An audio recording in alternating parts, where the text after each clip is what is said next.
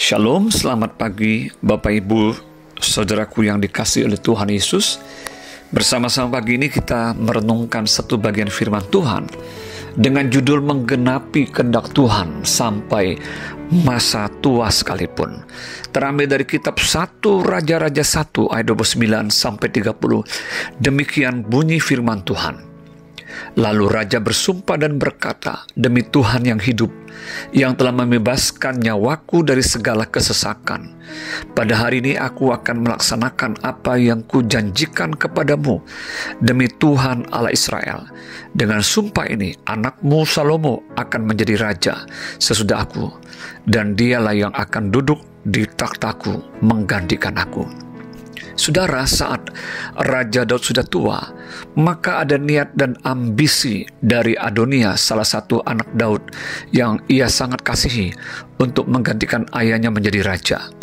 Hal itu sebenarnya jelas tidak sesuai dengan kehendak Tuhan, karena Tuhan sesungguhnya telah memilih Salomo untuk menggantikan Daud, sekaligus dipercaya untuk membangun bait Allah. Kita bisa membaca dalam 1 Tawarik 28 ayat 5-7.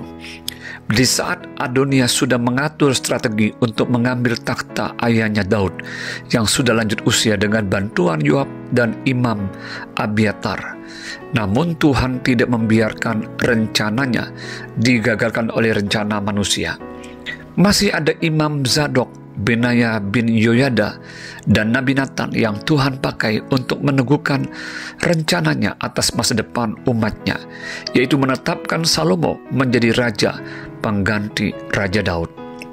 Di saat itulah Nabi Nathan menyuruh Batseba ibu Salomo untuk datang menghadap kepada raja, mengingatkan janjinya bahwa ia akan memberikan takhtanya kepada Salomo sesuai dengan kehendak Tuhan. Nabi Nathan berkata bahwa ia akan menyokong perkataan Batseba demi kehendak Tuhan tergenapi. Daud yang sudah lanjut usia itu pun disadarkan dan diingatkan kembali kepada firman Tuhan dan kehendak Tuhan atas kerajaannya yang akan dikokohkan dan dilanjutkan oleh Salomo anaknya.